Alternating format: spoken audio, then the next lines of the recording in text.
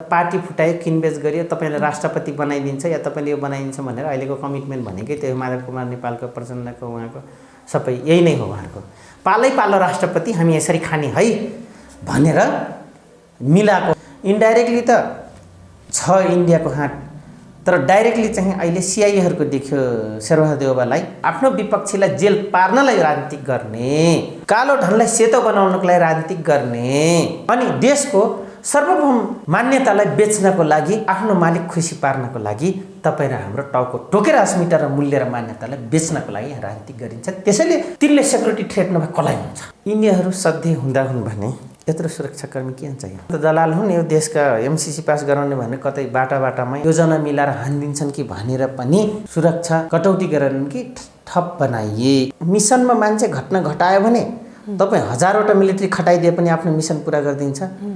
स्वच्छ छ हेर्दैछ भने यसो खबर गर्नको लागि सर्कुलेसन अहिले डिजिटल युग छ।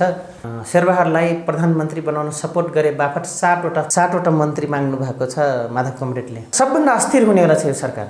अन्तर्राष्ट्रिय एजेन्सीले पनि, पावर सेन्टरले पनि यसलाई अस्थिर बनाएर आफ्नो अभिष्ट पुरा गर्नको लागि नै यत्रो ठुलो गठबन्धन र इन्डो पेसिफिक र एमसिसी पास गराइदिनको लागि पनि यस्तो यो गरे। यो काम केपी कमरेडले पनि घुमाउरो पाराले यता सहयोग गरेको छ। जनताहरूले अध्ययनले कतिको नलेज छ यो। अहिले 2/3 बहुमत यसलाई जिताउने, त्यसपछि प्रचण्डले ल्याउने, अन्तिममा चुनाव टाकामा चाहिँ शेरबहादुर ल्याउने र त्यो अर्को अभिष्ट पुरा गर्ने भनेर हामी 74 सालमै युरोपियन युनियनको र अमेरिकनको डिजाइन हामीले थाहा पाइसक्यौँ। पुरै भट्काइदिने, राम्रो होस् नराम्रो होस् त्यसलाई चाहिँ त्यो सरकारले गरे म चाहिँ आफ्नै किसिमले गर्छु भन्ने त्यो कुरालाई चाहिँ डिजल गरिदिने। मधेसवादी दलहरूको कुनै पनि सैद्धान्तिक लडाइँ होइन, आजको दिनसम्म होइन, सत्ताको लागि मात्र लड्नु भएको। हामी केपी ओलीको सरकार बनाउन गिराउन जन्मेको हो र, हामी उसको कार्यकर्ता हो र भन्नुभयो, तर जानुभयो।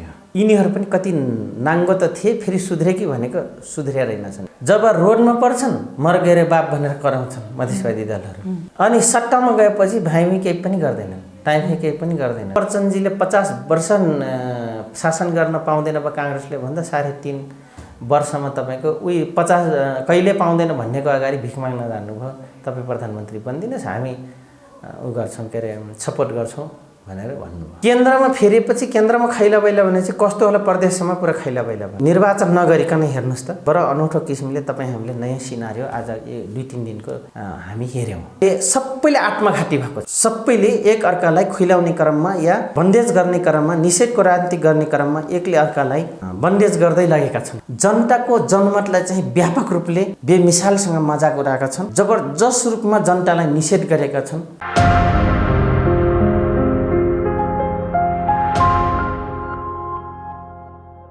PNP खबर.com मा यहाँलाई स्वागत छ। नमस्कार, धन्यवाद। अझै आरामै? ठिकै छ। अब अहिले नयाँ मन्त्रीमण्डल भइरहेछ होइन? अब यो मन्त्रीमण्डलमा अब पुरानो पहिला केपी ओलीले अध्यादेश मार्फत ल्याउनु भएको थियो र आर्थिक नीति, अब पनि फेरि त्यही नीति नै लागू होला कि नहोला है? हजुरलाई के लाग्छ? हो, अब सरकारले के गर्छ भन्ने कुरा त सबले विचार गर्नुपर्ने बेला भयो होइन। उहाँ त बहुमत नपाएपछि अध्यादेश अन्तर्गत उहाँले ल्याउनु भएको थियो, त्यो चाहिँ पार्लियामेन्टको बहुमत प्रणालीबाट पास नभइसकेको अवस्थामा उहाँले अध्यादेश प्रयोग गर्नुभएको थियो, लागू गरेर ल्याउनु भएको थियो। किनभने यो अल्पमतमा परेको सरकारको गर्नुपर्ने नीति अन्तर्गत पर्छ, त्यही गर्नुभएको थियो केपी ओलीज्यूले। अब हुन्छ कि हुँदैन लागू हुबाहु भन्ने यहाँले जहाँसम्म प्रश्न गर्नुभयो, यस प्रश्नको उत्तर के हो त भन्दाखेरि, अब यो प्रश्नको जिज्ञासा आम पब्लिकमा के हो त भन्दाखेरि, हाम्रो देश एउटा अनौठो छ, अरू देशभन्दा अलिक फरकै छ। हुन त अध्यादेश मार्फत ल्याएको नीति कार्यक्रमलाई व्यवस्थापकीय संसदीय प्रणालीभित्रमा यो कुरालाई न्यून मान्यता दिन्छ। तर विदेशको एउटा प्र्याक्टिस के छ भन्दाखेरि, व्यवस्थापकीय संसदीय प्रणालीभित्र बहुदलीय व्यवस्थाभित्रको त्यहाँ चाहिँ राम्रो छ भने त्यसलाई चाहिँ कट गरिँदैन, त्यसलाई अझै राम्रो बनाएर पार्लियामेन्टले अगाडि गाइड गरेर लान्छ, त्यसलाई भनौँ पिकअप गर्छ, त्यसलाई बढावा दिन्छ, त्यसलाई राम्रो बनाउँछ। तर फिटिकै नहुने गरी जनताको विपरीत, देश हितको विपरीत छ भने त्यसलाई लगिँदैन। तर जबरजस्त रूपमा नेपालमा एउटा प्र्याक्टिस चाहिँ छ, विगतको पनि 48 पछिको चुनावी सरकार आउँदा पनि के गर्यो त भन्दाखेरि हामी पञ्चायतको नगरौँ, पञ्चायतको त राजतन्त्रात्मक सिस्टम प्रणाली थियो र राजाले जे भन्यो मन्त्रीले टाउको हल्लाउने हो, लागू गर्ने हो, त्यो किसिमको प्रणाली थियो। तर जब बहुदलीय व्यवस्थामा हामी 2048 सालपछि प्रवेश गर्दा र अहिले पनि गणतान्त्रिक बहुदलीय व्यवस्थामा आइसक्दाखेरि यहाँ चाहिँ अलिकति फरक नै प्रयोग गर्दै आएका हुन् सरकारमा आउने पार्टी दलहरूले चाहिँ पुरै भट्काइदिने, राम्रो होस् नराम्रो होस् त्यसलाई चाहिँ त्यो सरकारले गरे म चाहिँ आफ्नै किसिमले गर्छु भन्ने त्यो कुरालाई चाहिँ डिजल गरिदिने। सरकारले स्थापना गरेको कुनै पनि कार्य कन्टिन्यू नदिएर फेरि आफूले अब पुनः थालनी गर्नु भनेको अलिकति झन् त्यसमा बजेट पनि झन् थपिँदै जान्छ होइन।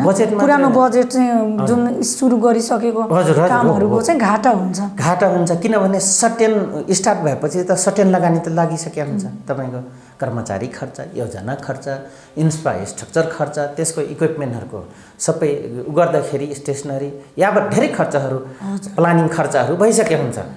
अनि त्यो खर्च पनि लस हुन्छ र फेरि सुरुदेखि गर्दा त तपाईँको त्यतिसम्म गरेको कुरालाई चाहिँ फेरि त्योभन्दा तपाईँको बजेट घट्दैन कि बजेट बढाएरै गरे हुन्छ नि।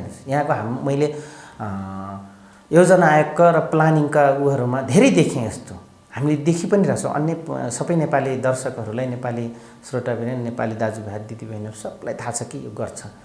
अब यहाँले प्रश्न गर्नुभयो निरन्तरता हुन्छ या डिजल गर्छन्। आज दिनसम्म नजिरमा त भट्काएर फेरि सुरु पनि राम्रै गर्न सकेका छैन। आफू त्यो योजनालाई भट्काएर फेरि सुरु गर्दाखेरि पूर्ण योजना र पूर्ण निर्माणमा जान नसकेको योजना नेपालमा धेरै छ। हो, त्यही पैसा नै राज्य लस्टमा जाने हो, घाटामा जाने हो। हेर्नुहोस् है, अब यो एउटा जिम्मेवारी अहिलेको देउबा सरकारलाई अहम छ के गर्ने। अनि यो सँगसँगै अब खर्च त यति धेरै छ, कुरा नगर्नुहोस्। निर्वाचन गर्नुपर्ने छ, ब्युरोक्रेसीको संरचनाहरू छ, अब मन्त्रीमण्डल फेरि नयाँ गठन होलान्, त्यो बेला पनि अर्कै कुरा छ होइन। अनि बजेट भाषणको कुरा छ, कतिपय रेड बुकमा लेखिसकेको तपाईँको योजना आयोगमा लेखिसकेका बजेटहरूको बारेमा योजना तर्जुमा गर्नुपर्ने विषयदेखि लिएर धेरै कुराहरू छन्। हेर्नुहोस् अब आउने र फेरि अर्को सर्ट टाइम छ यो सरकारको लागि, जम्मा 1.5 वर्ष बाँकी छ चुनाव आउनलाई होइन। त्यसको पनि थप तयारी गर्नुपर्ने छ। त्यस कारणले गर्दाखेरि यो बजेट जो अध्यादेशबाट केपी सरकारले जुन उहाँले ल्याउनु भएको थियो, केपी कामरेडले, अब देउबा सरकारलाई चाहिँ देउबाजीको कानमा चाहिँ ठप बोझ, योभन्दा ठप तपाईँको द्वन्द्व मच्ने जस्तो मैले विश्लेषण गर्छु। मेरो आँकडा चाहिँ त्यो छ। अब यो जुन चाहिँ हजुरले निकाल्नुभयो चुनावको कुरा, चुनाव पनि अलिकति त्यो कम बजेटमा गराउन सक्ने होइन, त्यस्तो पोसिबिलिटी पनि त छ नि। अब त्यतातिर केन्द्रित गऱ्यो भने त अवश्य त्यो छ। चुनाव बजेटमा त हामी आफैले योजना के अरे निर्वाचन आयोग र यिनै नेताले महँगो बनाएका छन्। हेर्नुहोस्, किनभने ताकि निषेध क्रान्ति गर्न लागि कि गरिब र मध्यम वर्ग चाहिँ चुनावमा सामान्यतः एउटा व्यक्तिले कि हनुमान आओस् होइन, कि भारी मात्रामा पैसा कमाएर आएर लुटाउन आओस्, कि तपाईँको त्यो अपराध र ब्ल्याक मनीले व्हाइट गराउन आओस् भनेर त्यो किसिमको यति राम्रो सिस्टम जो बनाइएको छ सनपातिक सिस्टम, त्यसलाई महँगो बनाएका छन्। कम कसरी गर्न सकिन्छ अब भन्ने प्रसङ्गमा 1-2 पोइन्ट म तपाईँले भन्छु। हामीले टरक भरक किसिमको ब्यानर पोस्टर घटाउनुभन्दा यत्रो ठुलो लौ लस्कर कार्यकर्ता लिएर जनताको घरमा जानुभन्दा, जाने नजाने होइन, किन आफ्नो मत, आफ्नो सबै कुरा, आफ्नो रिजन भिजन, म देशलाई यो गर्छु, जनतालाई यो गर्छु, राज्यले यो गर्छु भनेर भन्न त जानु त पर्छ, गर्दै लौँ, यसमा 2 मात्र होइन, गर्नुपर्छ, यो निरन्तर जारी राख्नुपर्छ। तर बाँकी अरू भड्काउ किसिमको चाहिने भन्दा नचाहिने बढी चाहिँ तपाईँको खर्च, जस्तै म भनिदिन्छु तपाईँलाई, र्याली निकाल्ने, त्यसपछि गएर तपाईँको विभिन्न पोस्टर र तपाईँको भनौँ ब्यानरहरू टाङ्ने, यो भड्काउ किसिमको चुनावी महँगो हुने। अनि भोलि भोट पर्नु छ, आज गएर 1000 रुपियाँ 500 मान्छे पछि टाउको गनेर पैसा दिएर यसलाई खरिद्नु, अनि भोट किन्नु जस्तो, भोट किन्नु, भोट त्यो ब्याङ्कको पैसा भनौँ न, पैसा झिके चाहिँ हरहर्ती भोटरहरूलाई किनिदिनु। अनि त्यो पैसा निकाल्दा त्यसको ब्याज निकाल्दाखेरि गर्नुपर्ने, त्यो क्षेत्रमा गर्नुपर्ने बचत त आफ्नो लागि ल्याउनु पर्यो नि, किन खर्च गरेका छौँ, पब्लिकले पनि यतिकै दिएको छैन भनेर त्यहाँनिर करप्सनको भ्रष्टाचारको सुरुवाती कालमै चुनावमा भाग लिँदै भइसकेको हुन्छ, उसले सिकिसकेको हुन्छ म कसरी निकाल्छु त्यो पैसा, के का लागि, के का निम्ति भन्ने किसिमको चुनावीलाई यो हिसाबले कम बनाउन सकिन्छ। या चुनावी खर्च घटायो भने भ्रष्टाचार नै हुन्छ र यो कुरा घटायो भने फेरि जनताले नेतालाई ठेगान लाउन सक्छन्, यस मानेमा ठेगान लाउन सक्छन् तपाईँले गरेको कमिटमेन्ट के हो भन्छन्। अब अहिले त जनताले जति कराओस् किन 1000 रुपियाँ पर व्यक्ति 1000 रुपियाँ टाउको 1500 टाउको टोकेर ल्याएको छ नि उनीहरूले त करप्सन त गरिहाल्छ। उसले जति अस्थिर हुन्छ देश सिस्टम जति कमजोरमा रन गर्छ सञ्चालन हुन्छ त्यति तिमीलाई फाइदा हुन्छ। तर अर्को कुरा नि लानुजी, हजुर यो नेपालमा चाहिँ अहिलेसम्म पनि कस्तो परिवेश छ भने काठमाडौँ भ्याली बाहिरतिर हेऱ्यो भने अब काठमाडौँ भ्यालीलाई मात्र टार्गेट गरेर त चुनाव पक्कै पनि गरिँदैन र यो सम्भव पनि हुँदै नभएको कुरा हो। अब भ्याली बाहिर पनि गएर हामीले अलिक सबै कुराहरू त्यो प्रमोसन नगरिकन चाहिँ कति जनताहरूलाई चाहिँ के थाहा हुँदैन, चुनाव कहिले हो पनि थाहा हुँदैन क्या वास्तवमा भन्ने भने त्योसम्म पनि थाहा हुँदैन। अब त्यो प्रमोसन नगरी खास नहुने जस्तो लाग्छ मलाई लाग्न चाहिँ, कि त अब डिजिटल माध्यम जानलाई पनि अब सबै गाउँ गाउँमा एकदमै नेटवर्क राम्रो हुनु पर्यो। नेपालका अधिकांश जिल्लाहरू त नेटवर्क बिना पनि चलिरहेका छन्। अब त्यो भएर त्यो सम्भव नभएर यो काम अगाडि नबढेको पनि हुनसक्छ कि। एउटा एकदम सही भन्नुभयो, तर अहिले चाहिँ अर्बन के अरे सरी रिमोट भिलेजेसहरूमा यहाँले डिजिटल मिडियाको कुरा गर्नुभयो। डिजिटल मिडिया त अब सामान्यतया अरू देश सँगसँगै नेपालमा पनि साना साना तपाईँको किप्याड मोबाइलमा पनि फेसबुक चल्ने, विभिन्न सामाजिक सञ्जालहरू चल्ने एउटा सफ्टवेयर हालेर त्यसलाई न्यूनभन्दा न्यून प्राइजमा बिक्री गर्ने त गर्नुभएको छ मोबाइल विक्रेताहरूले होइन। तर पनि यहाँले भने जस्तै त्यो डिजिटलले मात्रै नेपालमा अझै पनि त्यो काम गर्न सक्छ झै मलाई लाग्दैन। किनभने हामी कस्तो छौँ भने नेपालीहरू मार्च बेस ओहो उसको पार्टीमा त धेरै मान्छे रहेछन् म त्यसैले भोट हाल्छु, त्यसपछि यो खाले पनि भोटर्सहरूको जमात छ हाम्रो नेपालभित्र कि यो मान्छेको मोटो यो हो, मुद्दा यो हो, यो हामीसँग मिल्छ हो, यही बेला हो नेतालाई हामी भन्ने कि तिमी यो गर्छौ कि गर्दैन भने कमिटमेन्ट गराउने बेला यही हो। बरु त ठुलो मार्च देख्नुभन्दा त्यतातिर भन्दा सही मुद्दामा हारे पनि जिते पनि मैले चाहिँ स्वस्तिक चिन्ह लाउनु पर्छ भन्ने किसिमको पब्लिक भोटर्सहरूको मानसिकता हुँदाहुँदै पनि मार्च बेस ठुलो जमातलाई हेरेर होइन यसले जितिहाल्छ भोलि मलाई गाली गर्छ हारे भने के काम भनेर त्यहाँनिर त्यो कुण्ठा दबाएर पनि त्यो किसिमको भोटर्सहरू एट्र्याक्सन हुने र एट्र्याक्सन गराउने काम गरिरहेछन्। अब म तपाईँलाई नजिक इन्डियाको कुरा गरिदिन्छु। इन्डिया पनि 29वटा स्टेट भएको राष्ट्र हो। वहाँ मैले देखेँ यो के हो, यहाँको के भोटर्स उहाँको, तर उहाँहरूले के गर्नुहुन्छ भने अहिले मैले भने जस्तै 8-10वटा गाडी लिएर जाने, गाडीमा जति अटाउँछ त्यति जाने, अनि एउटा सर्टेन त्यो गाउँको त्यो एरियाको व्यक्तिलाई चाहिँ ब्रिफ गर्ने क्या, ब्रिफ गर्ने अनि उसले कन्भिन्स गर्छ। अथवा डिजिटल युगमा रन गर्नेहरूले चाहिँ विभिन्न युट्युब विभिन्न मिडिया सञ्जालहरू हेरिसकेर सामाजिक सञ्जाल हेरिसकेर उहाँहरूले चाहिँ यो चाहिँ ठिक रहेछ भनेर उ गर्छ। यो पढे लेखे सहरी क्षेत्रको लागि हो इन्डियाको कन्टेन्टमा मैले भने। अनि अर्को के गर्छ भने त्यहाँ एक दिन चाहिँ र्याली सहितको आमसभा गर्ने, बस त्यो सिद्धो भनाइको अर्थ धेरै ट्रक भरक एक महिनासम्म हल्ला गरेर वातावरणलाई इभुलेट गरेर उहाँहरूले प्रचार गर्नुहुन्न। अनि लामो समय लिएर अब त्यो चुनावी प्रचार गरेर हिँड्नुभन्दा हजुर सर्ट पिरियडमै हजुर अझै राम्रो त मलाई के लाग्छ भने नयाँ पुस्ता डिजिटल युगका युवा युवतीहरूलाई र नयाँ आउने पुस्तालाई त म त भन्छु बरु 2 घण्टा नेसनल मिडियादेखि लिएर प्राइभेट बिग मिडिया हाउसदेखि स्मल मिडियासम्म एकै ठाउँमा आउने, एकै दिन त्यो टाइम लिने, मिडियाको खर्च पे गर्ने र आफ्नो कुरा डिटेल राखिदिने क्या, 2-3 घण्टाको पिरियड लिने क्या, सबै दललाई दिने।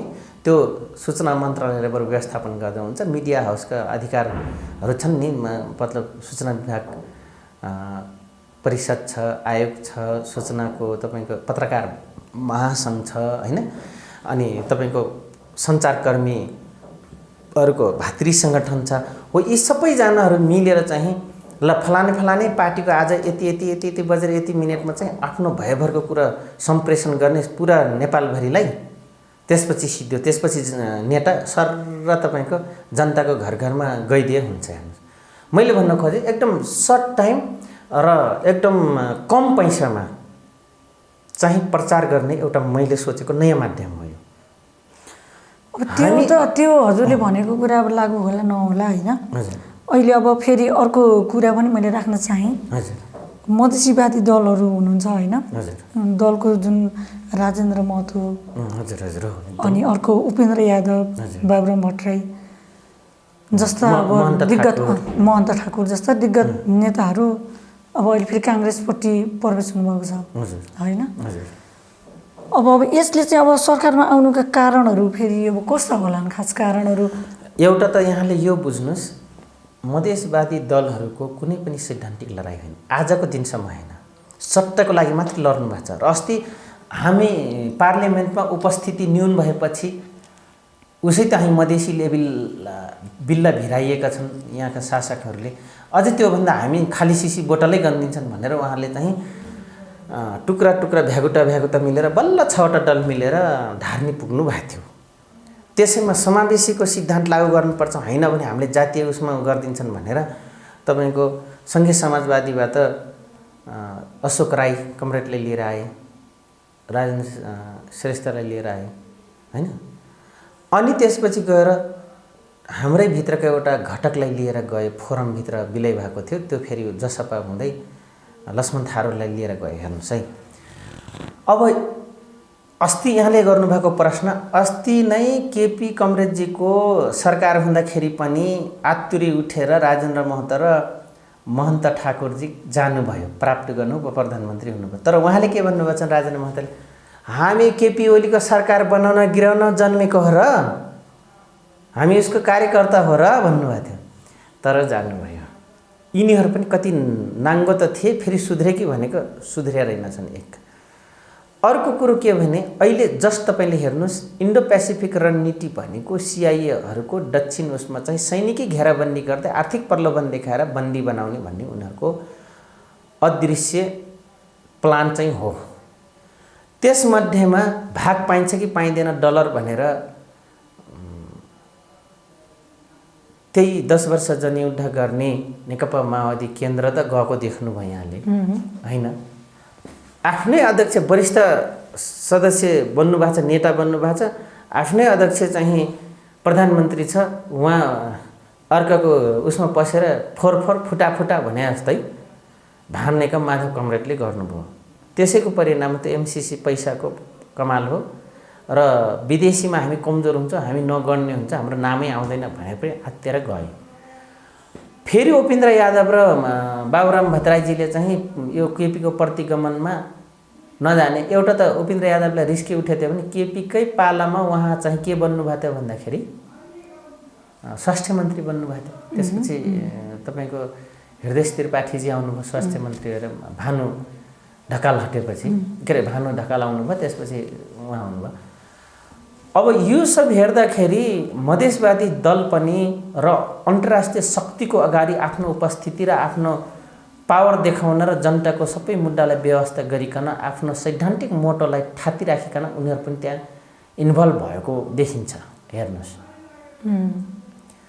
अनि मधेसमा के छ भन्दाखेरि त्यो मुद्दा जहिले पनि गौर छ जब रोडमा पर्छन् मर गएर बाप भनेर कराउँछन् मधेसवादी दलहरू अनि सट्टामा गएपछि भाइमी केही पनि गर्दैनन् टाइममै केही पनि गर्दैनन् यिनीहरू बस कसरी हुन्छ कार्यकर्ता बनाउने गर्ने अहिले हेर्नुहुन्छ भने 2 नम्बर प्रदेशमा हामीले देखेको जति विकासहरू प्रदेशमा भएको छ 2 नम्बर प्रदेश अलग्गै 8वटा जिल्ला देश विकास न्यून छ केपी शर्मा ओलीको पाला पनि उहाँ समर्थन गर्ने होइन फेरि अहिले काङ्ग्रेसलाई पनि अब विश्वासको मत दिने उता जाने हुँदा चाहिँ के भन्नुभयो भने नेपालीले त्यो सरकार बनाउनु पनि त पर्यो नि अब टुटेर फुटेर हारेर बस्ने जतिलाई अब फेरि त्यही जान्छु म त्यही हो भनेर अडिक हुनु पनि त भएन नि भने जस्तो कुरा पनि आयो नि त के होला त यस्तो हो अहिलेको सरकार त टोटल तपाईँको चाइना र इन्डिया ब्याक भएको अवस्था देखियो। अमेरिकनहरूको सरकार हो। अमेरिकनहरूको को पात्र हुन् प्रिय पात्र भनेर अहिले अनि कसलाई समेट्न सक्ने भनेर यो रोल क्रम त शेरबहादुर देउवाले गर्नुभयो हैन। देखिए पनि हेर्नुहोस् है, टुटेर फुटेर जानुभन्दा संयुक्त भएर जानु राम्रो। यहाँले त भन्नुभयो हो, प्रश्न गर्नु स्वाभाविक हो, हामी पनि त्यही चाहन्छौँ। तर टुटेर फुटेर टुटाउने र फुटाउने आफ्नो स्वार्थ अभिष्ट पुरा नभइसकेपछि आफ्नै घरमा पनि आगो लाएर अन्त्यसँग जाने रहेछ नि त। माधव कामरेडलाई देखाउनु भयो हैन। एक अर्को कुरो अब यसैसँग मान्नुहुन्छ भने यो कस्तो बेला पर्यो, शेरबहादुर देउवाजीको 61वटा सिट ल्याएको पार्टीले सरकार बनाउन पायो, यत्रो ठुलो गठबन्धन। एक अर्को कुरो आरोप लागेका विजय कुमार गच्छेदार 90 करोड रुपियाँ बिगो भराउनु पर्ने ठाउँ 10 लाखमा छुटाउने एउटा उहाँलाई माहौल मिल्यो। अब अर्को 21 जना इँटा भट्टामा जिउँदै जलाएको केस छ, अफ्ताब आलमजी भित्र हुनुहुन्छ आरोपित व्यक्ति, उहाँको बारेमा पनि उहाँ बोल्न थाल्नुभयो हैन। अनि बाध्यतावशले प्रचण्डजीले 50 वर्ष शासन गर्न पाउँदैन अब काङ्ग्रेसले भन्दा 3.5 वर्षमा तपाईँको 50 कहिले पाउँदैन भन्नेको अगाडि भिख माग्न जानुभयो। तपाईँ प्रधानमन्त्री बनिदिनुहोस्, हामी गर्छौँ के अरे सपोर्ट गर्छौँ भनेर भन्नुभयो। त यो सरकारको चुनौती मात्र देख्छौँ हामी चाहिँ। समाधान के हो भनेर प्रश्न गर्नुहुन्छ भने मिलाएर जानु र सबैको ठाती रहेको मुद्दालाई फेरि विवेकपूर्वक समाधानको लागि पार्लियामेन्टमा छलफल गरेर पास गराउनु नै यो सरकारको लागि फेरि राम्रो सोलुसन हो, निकासा हो, राज्यप्रतिको दायित्व हो। नेपाल सरकारको परिवर्तन हुने बित्तिकै प्रदेश सरकार पनि परिवर्तन गर्न थाल्यो भनेर पनि धेरै त्यहाँनिर कमेन्ट देखियो हैन। केन्द्र सरकारमा खैलाबैला भएपछि प्रदेशतिर पनि भयो खैलाबैला। यहाँ प्रश्न गर्न खोज्नु भएको त्यो हो। यो एकदमै अनौठो भयो। केन्द्र सरकारमा काङ्ग्रेस आउनु अनि गण्डकी प्रदेशमा पनि काङ्ग्रेस मुख्यमन्त्री हुनु, उनको अल्पमतमा सरकार पर्नु, के अरे पृथ्वी सुब्बा गुरुङजीको हैन। कम्युनिस्टहरूको बदमासीले गर्दा लोट्री यहाँ पर्यो त्यहाँ पनि पर्यो। 2 नम्बर प्रदेशमा पनि तपाईँको मधेसवादी दलहरूको गडबडीको कारणले गर्दाखेरि लाल राउतजी मुख्यमन्त्री हट्नु अनि त्यहाँ तपाईँको माओवादी केन्द्रको मान्छे आउनु हैन। के अरे लुम्बिनी प्रदेशमा त जनतन गरेर बचाउनु भयो पोखरेलजीले हैन। त्यस कारणले गर्दाखेरि यहाँ त के भने संहिता बाँड्दा पनि त केन्द्र सरकारसँग आश्रित छ, स्वायत्तता छैन प्रदेशमा। स्थानीय सरकार उसले हाँक्ने हो, प्रदेश सरकारले हाँक्ने हो। यो अझै पनि केन्द्र सरकारबाट र केन्द्र सरकारको हातमा लगाम छ, नामको देखाउने मात्रै प्रदेश सरकार छ र पुरानो सिस्टम चाहिँ यो नेताहरूले छोडिसकेका छैनन्। यसरी नै आफ्नो मुठीमा लिएर कार्यकर्तालाई जाहिर खुवाउने, मन्त्री बनाउने, संसाधन मन्त्री भन्ने, के सामाजिक विकास कोष भन्ने, के भन्ने यावत मन्त्रालय प्रदेशमा छ। हुन त हुनुपर्छ, बनाउनु पनि पर्छ। यहाँ के समस्या त त्यहाँ छ हैन, प्रदेशमा छ। यो हिसाबले बनाउनु पर्थ्यो। तर उहाँहरूले के गर्नुभयो भने केन्द्रमा फेरेपछि केन्द्रमा खैलाबैला भने चाहिँ कस्तो होला, प्रदेशसम्म पुरा खैलाबैला भयो। निर्वाचन नगरिकन हेर्नुहोस् त, बडो अनौठो किसिमले तपाईँ हामीले नयाँ सिनारियो आज 2-3 दिनको हामी हेऱ्यौँ। हेर्नुहोस्, यो आफैमा नेपाली जनताले फेरि दुःख पाउने अर्को अस्थिर कतै आइहाल्छ कि भन्ने आकार पनि हो। तर नहोस्, नगराम हैन। विकासको निरन्तरता दिउँ, पहिला सरकारले गरेको निरन्तरतालाई चाहिँ हामी निरन्तरतामा राखौँ भन्ने हिसाबले चाहिँ म सुझाव दिन चाहन्छु। तर फेरि देउवाको सरकारको मन्त्रीमण्डल त मलाई त जम्बो होला जस्तो लाग्छ, के होला? कानुन तह चाहिँ देउवाको सरकारले 25वटा संविधान अन्तर्गत 25वटा राख्न पाइन्छ। तर अहिले निकै ठुलो सरकार बन्ला जस्तो लाग्यो। किन भन्दा 60वटा त शेरबहादुरलाई प्रधानमन्त्री बनाउन सपोर्ट गरे बापत 60वटा मन्त्री माग्नु भएको छ माधव कुमार नेपालज्यूले। त्यसपछि जो पार्टी प्रधानमन्त्री छ त्यसको हातमा त आउनै पर्यो। काङ्ग्रेसमा त यो त 2 मात्र हैन। अनि माओवादी केन्द्रले पनि सपोर्ट गरेको छ प्रचण्डजीको पार्टीले हैन, त्यो पनि एउटा छ। अनि दुईटै मधेसवादी दलले, दुईटै खेमाको मधेसवादी दलले सपोर्ट गरेका छन्। हेर्नुहोस्, गर्दाखेरि यो त निकै तपाईले गरेको प्रश्न सही हो। यो त जम्बु नै हुन जान्छ, साँच्चै नै जम्बु हुन जान्छ अहिलेको सरकार। र सबभन्दा अस्थिर हुनेवाला छ यो सरकार। अन्तर्राष्ट्रिय एजेन्सीले पनि पावर सेन्टरले पनि यसलाई अस्थिर बनाएर आफ्नो अभिष्ट पुरा गर्नको लागि नै यत्रो ठुलो गठबन्धन र इन्डो पेसिफिक र एमसिसी पास गराइदिनको लागि पनि यस्तो यो गरे। तर फेरि यहाँनिर म तपाईँले भन्न चाहन्छु मनसुजी, यो काम डाइरेक्ट आफ्नो टाउकोमा नाउस अति राष्ट्रवादको मैले काम गरेँ भनेर यो नाउस म माथि यो दोष नठुपारुन् भनेर कस्तो नौटङ्की गरेर पटक पटक डिजल गरेर फेरि पुनर्गठित गरेर उसलाई सर्वोच्चले गुहारेर सरकार बनाउने काम गरे। यो काम केपी कमरेडले पनि घुमाउरो पाराले यता सहयोग गरेको छ। जनताहरूले अडियन्सले कतिको नलेज छ यो हैन। हामी भन्नाले अलि स्पष्ट पार्दिनु न। घुमाउरो पाराले भन्दाखेरि मबाट चाहिँ हुँदैन नगरम कि तपाईहरु अलि प्रचण्डजीले कम्फर्टेबल सरकार भने जस्तै त्यस्तो टाइपको बनाऊ, म चाहिँ अब हट्छु, तपाईहरु नयाँ सरकार गठन गर्नुस्। केपी ओली खेमामा काम गर्ने मान्छे कार्बन मन्त्री त आले मन्त्रीज्यू जानु त अस्ति मसँग 9वटा सांसद छन् र मलाई मन्त्री दिनु पर्यो भनेर होइन। अब त्यसरी जानु निकै जम्बो हुन्छ। यहाँले गरेको प्रश्न एकदम एक्ज्याक्टली राइट छ, किनभने निकै जम्बो हुन जान्छ यो सरकार र गन्जागोल हुन्छ मनसुनजी। त्यो अब केपी ओलीले अब त्यो घुमाउरो पाराले अरूलाई ठाउँ दिएको भएदेखि त आफू त्यति धेरै र्याली सँगसँगै घरमा गएर फेरि होइन घरको अब बारदलीबाट पनि उहाँले हुटिङ गरिराख्नु भएको थियो, आफ्नो स्पिच दिइराख्नु भएको थियो नि त। त्यो पनि त फेरि जनता बोलिराखेका छन् नि त। फेरि यस्तो हो, यहाँले प्रश्न सही गर्नुभयो। एउटा पीडा त छँदैछ, गर्दा गर्दै पनि म दुईटै बहुमत र सबलाई मिलाएर जाँदा पनि मलाई गर्न दिएनन्। आक्रोश पोख्नुभयो उहाँले पनि। हुन त माधव कुमार नेपालको प्यानल र प्रचण्ड प्यानल त लातले हान्ने हो। साँच्चैको लातले हान्नु पर्दैन होइन, विद्वानले त यसरी नै हान्ने गर्छन्, यसरी नै हान्ने हो। राजनीतिकमा डिप्लोमेटिक वार ज्यादा हुन्छ होइन, बौद्धिक वार गर्नुपर्छ भन्ने मान्यता राख्छु म पनि। तर कहिलेकाहीँ हतियारको कुरा म पनि गर्छु, किन हामी पनि हतियार रिजर्भ गरेर राख्छौँ त्यतिखेर। त्यही भएर यहाँले कराई जुन घर फर्किसकेपछि उहाँले चाहिँ चेतवनी जुन दिनुभयो भन्नुभयो, प्रश्न जहाँसम्म यहाँले गर्नुभयो, माधव कुमार नेपाल आफ्नै पार्टीसँगै आजको दिनसम्म मर्ने बेलासम्म नेकपा एमाले बनाउँदा अहिले चाहिँ नेकपा एमालेले भट्टाफुङ बनाएर उता जानु। प्रचण्डजीको हालत पनि त्यस्तै भयो। आफूले यत्रो दिनसम्म बनाएको मन्त्रीहरू पालेर आएको कार्यकर्ताहरू आज 10-11 जना एमालेमा समाहित भए। हेर्नुहोस्, त्यो पनि एउटा ऊ हो, उहाँलाई पनि त्यो पीडा परेको छ। अनि यो आफैमा अहिले सबैले आत्मघाती भएको छ। सबैले एक अर्कालाई खुइलाउने क्रममा या बन्देज गर्ने क्रममा, निषेधको राजनीति गर्ने क्रममा एकले अर्कालाई बन्देज गर्दै लगेका छन्। हेर्नुहोस्, र अर्को के देखिन्छ भने प्रजातान्त्रिक धारबाट, लोकतान्त्रिक धारबाट जनताको जनमतलाई चाहिँ व्यापक रूपले बेमिसालसँग मजाक उडाएका छन्, जबरजस्त रूपमा जनतालाई निषेध गरेका छन्। यो फेरि बुझ्नुपर्ने छ अडियन्स दाजु। तर केपी पक्षको जति पनि जनताहरू हुनुहुन्छ उहाँहरूले चाहिँ के पनि भन्नुभयो भने अस्ति जुन र्यालीमा हामीले चाहिँ तपाईँलाई फेरि ल्याउँछौँ, अब फेरि आउनु पर्यो। यस्तो हो, उहाँहरूले कमिटमेन्ट गर्नु त ठिकै हो, जो जताको जनताले पनि कमिटमेन्ट गर्छ, कमिटमेन्ट गर्नु राम्रो कुरा हो। पहिला त चुनाव आउनु पर्यो, निर्वाचित हुनु पर्यो, त्यसरी निर्वाचित गरेर ल्याउँछौँ भन्नुभयो। त्यसपछि मन्त्री बन्नुहुन्छ बन्नुहुन्न या वरिष्ठतमको हिसाबले दिन्छन् दिँदैनन् त्यो पछिको कुरा रह्यो। फेरि ल्याउँछौँ भन्नेको चुनाव भएपछि यहाँलाई नै हामी जिताउँछौँ भनेर कमिटमेन्ट गरेँ, मैले पनि सुनेँ होइन। हो, जनताले त्यही नै भन्छ। तर अलिकति 2/3 बहुमतको दम्भ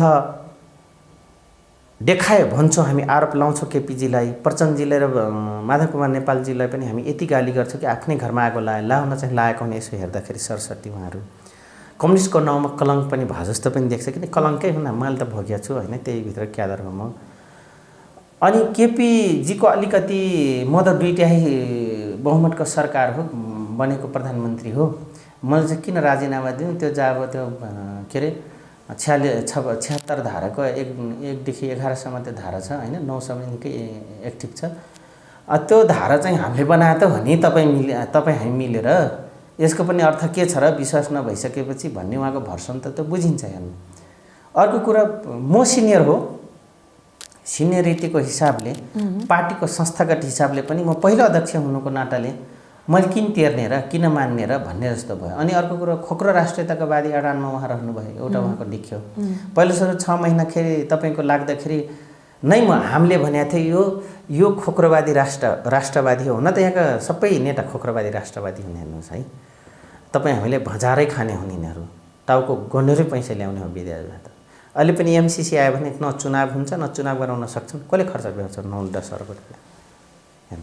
त्यो समस्या छ। अब एक पक्ष जनताले त फेरि के पनि भन्न थाल्यो भने नि, हजुर, अब केपी ओलीका सांसदहरू पनि पक्षका केपी ओली पक्षका सांसदहरू पनि अब फेरि देउवालाई नै समर्थन गर्ने होइन, उतै जाने र अझ जम्बो टिम बनाउने जस्तो कुरा गरे के होला त? त्यो होला त? त्यो किनबेच चल्छ। किनबेच भन्नाले कन्ट्र्याक्ट गर्ने, यति लाख दिनुहोस्, हामी यतिजना आउँछ, यति त भाग पुगिहाल्छ, तपाईँले आखिर बहुमत नाम त पुर्याउनु छ नि, जनताको अगाडि टाउको गनेर हाम्रो बहुमती सरकार छु भन्ने देखाउनु त छ नि भनेर भनेको हुन सक्छ नि। त्यो नेपालमा तपाईँको सिद्धान्तबद्ध राजनीतिक गर्ने कोही छैन, मेन मान्छे छैन नि त। अरूसँग त हामी के एक्सपेक्टेसन गर्नु, के आशा राख्नुहुन्न उहाँहरूसँग? के अहिलेसम्मको त्यस्तो ऊ छ कि छैन त्यस्तो खालको रेकर्डहरू होइन? सांसदहरू नै किनिए भन्ने खालको अलिक खुल्ले भर्खरको नयाँ पुस्तक भित्रको कुरा जेसुकै भए पनि होइन, 2048 सालको चुनावमा चाहिँ जहाँ म हुर्किँदै थिएँ त्यो घरमा चाहिँ भएको थियो, नेपाली कङ्ग्रेसले किनबेच गरेर 1 लाखमा दिल्ली पुर्याएको थियो रोकायालाई। जुम्लाको सांसद नेपाली कङ्ग्रेसको कुमार खड्का गृहमन्त्री हुन्थ्यो त्यतिखेर, व्यवस्थापन मिलाउने, आरएनएसीको टिकट कटाएर कमिटमेन्ट गरेर उहाँ दिल्ली पुर्याएको थियो यही बहुमतकै झगडा हुँदाखेरि। तर अहिले खैर त्यो गरिएर तर पार्टी फुटायो, किनबेच गरियो, तपाईँले राष्ट्रपति बनाइदिन्छ या तपाईँले यो बनाइदिन्छ भनेर अहिलेको कमिटमेन्ट भनेकै त्यो माधव कुमार नेपालको प्रचण्डको उहाँको सबै यही नै हो। उहाँहरूको पालै पालो राष्ट्रपति हामी यसरी खाने है भनेर मिलाएको हो। अब यो पालै पालो गेम प्लान यसरी हुने अनि यसरी नै पालै पालो राष्ट्रपति उपराष्ट्रपति प्रधानमन्त्री खाने भने उनका मालिकले जो बाहिरबाट पावर एजेन्सीहरू छ, पावर सेन्टरहरू छ, त्यसरी नै मोबिलाइज गरेको छ। र अहिलेको राजनीतिकमा के देख्यो भन्दाखेरि इन्डाइरेक्टली त छ इन्डियाको हात, तर डाइरेक्टली चाहिँ अहिले सिआइएहरूको देख्यो शेरबहादुर देउवालाई उ गर्नलाई। अब म तपाईँले भन्छु जबरजस्त कुरा, आजभन्दा 7-8 महिना अगाडि मैले भनेको थिएँ तपाईँहरूलाई, त्यो जानकारी मलाई 2074 साल थियो। अहिले 2/3 बहुमत यसलाई जिताउने, त्यसपछि प्रचण्डले ल्याउने, अन्तिममा चुनाव टाकामा चाहिँ शेरबहादुर ल्याउने र त्यो अर्को अभिष्ट पुरा गर्ने भनेर हामी 74 सालमै युरोपियन युनियनको र अमेरिकनको डिजाइन हामीले थाहा पाइसकेका थियौँ। यो कुरा मैले तपाईँको तमाम मिडियामा भनेको छु, अध्ययनहरूले कुनै ठाउँमा सुन्नुभयो होला। त्यस कारणले गर्दाखेरि यो गर्यो होइन, समय अनुसार र समय आए बेलामा चाहिँ बेला बखतमा पावर सेन्टरले चाहिँ यसरी हामी चाहिँ भन्छौँ हाम्रो मान्छे हुन्, निर्वाचित गर्ने नेताहरूलाई, तर ती हाम्रो मान्छे होइन, ती पावर सेन्टरका मान्छे हुन्, दलाल हुन्, कुनै न कुनै माध्यमबाट दलाली निभाएका छन्, देश र जनताप्रति कुण्ठित गर्दै हाम्रो जम्मै अधिकारलाई, भोट राइटलाई कुण्ठित गर्दै यिनीहरू चाहिँ मोबिलाइज पर्सन हुन्, परिचालित हुन्। हाम्रो नेपाली जनताको मतभन्दा पनि आफ्नो मालिकको कार्यलाई सफल बनाउनको लागि उहाँहरूको यत्रो ठुलो विटन्टा हो आजको दिनसम्म। यति भन्दै म यहाँको अहिलेको सरी एउटा लास्ट क्वेसन। हजुर, कङ्ग्रेसको सरकार आउने बित्तिकै प्रचण्डको माधव कुमारको घरमा फेरि नयाँ सेक्युरिटी फेरि किन थप गर्नुपर्ने? त्यो पहिलेकै सेक्युरिटीले काम चल्दैन र भन्न थाले। एकदम अझै क्या राम्रो प्रश्न गर्नुभयो। हो, यो छुट्टिँदै थियो, यो अलिकति भन्नुपर्ने भयो। केपी ओलीको पालामा सुरक्षाकर्मी त घटाउनु भएको थियो। यिनीहरू सधैँ हुँदा हुन् भने यत्रो सुरक्षाकर्मी किन चाहियो? म खुद त्यहीँको क्याडर हो, हामीले हाम्रो घेराबन्दीमा राखेर सुरक्षा दिएका मान्छे हौँ। उहाँहरूको परिवार कसैले टच गर्न सकेका थिएन। तमाम बिचरा रात दिन परिवारै नभनिकन सुरक्षा गर्ने साथीहरू अझै जिउँदै हुनुहुन्छ, तमाम साथीहरू। अहिले यस्तो पनि छ, यहाँले गरिहाल्नुभयो प्रश्न, यो बिचमै एमसिसीको केसमा नमान्ने ग्रुप धेरै पनि छ। पार्लियामेन्टमा भले उनको गणना भएन या उपस्थित धेरै पब्लिक नभए तापनि एमसिसीको अगेन्स्टमा मनसुनजी अरे सांस्कृतिक पाटाका मान्छे, नेपाल कतै दुर्घटनातिर जान्छ कि भन्ने एक थरीका एमसिसीको अगेन्स्ट मत राख्ने जमात समाज त्यो सबैमा छन्, हेर्नु सबै पार्टीमा छन्। अनि कतै सामान्यतया यिनीहरू त दलाल हुन्, यो देशका एमसिसी पास गराउने भने कतै बाटामै अथवा योजना मिलाएर हानिदिन्छन् कि भनेर पनि सुरक्षा कटौती गरेनन् कि ठप बनाइए। एक अर्को के अरे यिनीहरूको के छ भने हामीले सबले जनताले मानेको हो, हामीले चाहिँ सुरक्षा धेरै चाहियो भने अर्को ज्ञानेन्द्र शाहको सपना र खोप देखेका हुन्। त्यस कारणले सध्य हो भने मान्छे मिसनमा मान्छे घटना घटायो भने तपाईँ 1000वटा मिलिट्री खटाइदिए पनि आफ्नो मिसन पुरा गरिदिन्छ। स्वच्छ छ हेर्दैछ भने यसो खबर गर्नको लागि सर्कुलेसन, अहिले डिजिटल युग छ, लोकेसन ट्रेस गऱ्यो भने प्रत्येक नेताको को कहाँ अहिले छ सब थाहा हुन्छ। राज्यलाई हुनु पनि पर्छ, यो सिस्टम बनाउनु पनि पर्छ, पुलिस प्रशासन योतिर लाग्नु पनि पर्छ होइन, नलाग्ने होइन। अनि अप टु डेट राख्नलाई राज्य सञ्चालनमा बसिरहेका नेताहरूको लाइफलाई पनि सेक्युरिटी सँगसँगै अप टु डेट गर्नलाई पनि यो हुन्छ। तर उहाँहरू सध्य भइदिए भए यो आवश्यक थिएन। म यहाँलाई भनौँ, इन्डियाका धेरै इतिहास यस्तो छन्, एउटा हवलदार लिएर भूपू राष्ट्रपति समेत ठम दिल्ली रोडमा हिँडेका छन् सुरक्षा नलिकन। अस्ति एउटा भिजुअल मैले भाइरल देखेँ, बराक ओबामा मजाले अहिले प्राइभेट जागिर खाँदै हुन्छ, छोरी मास्टर डिग्री जेठी छोरी पढ्दैछ, पैसा अभाव हुन्छ भनेर उहाँले लाग्दै हुन्छ। हेर्नुहोस् त, उहाँहरूले चाहिँ सिस्टम, राज्य र जनतालाई सेवा गर्नको लागि राष्ट्रपति निर्वाचित हुन्छन् भने हामी यहाँ सन्तानलाई 7 पुस्ता पुग्ने गरी सकेसम्म आफ्नो आफन्त व्यवस्थापन हुने गरी भ्रष्टाचार गर्ने र ठाउँ पुर्याएर त्यसरी राजनीति गर्ने। एक अपराध लुकाउनलाई राजनीति गर्ने, आफ्नो विपक्षीलाई जेल पार्नलाई राजनीति गर्ने, कालो धनलाई सेतो बनाउनको लागि राजनीति गर्ने, अनि देशको सार्वभौम मान्यतालाई बेच्नको लागि, आफ्नो मालिक खुसी पार्नको लागि तपाईँ र हाम्रो टाउको टोकेर अस्मिता र मूल्य र मान्यतालाई बेच्नको लागि यहाँ राजनीति गरिन्छ। त्यसैले तिनले सेक्युरिटी थ्रेट नभए कसलाई हुन्छ? यो पाखण्डी नेताहरूमा चाहिँ एउटा पनि त्यो छैन। हेर्नुहोस्, यही नै सल्लाह हो। हस्, धन्यवाद हजुरले।